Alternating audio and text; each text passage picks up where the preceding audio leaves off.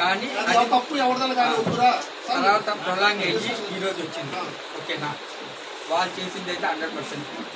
ఓకేనా, ఆ రోజు జరిగిన దాంట్లో అబ్బాయి తప్పు. అబ్బాయి మాట్లాడు ఆ రోజు జరిగింది శనివారం.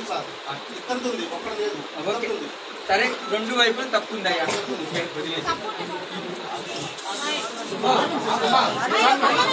మాట్లాడు. నేను కూడా వాళ్ళు మాట్లాడు.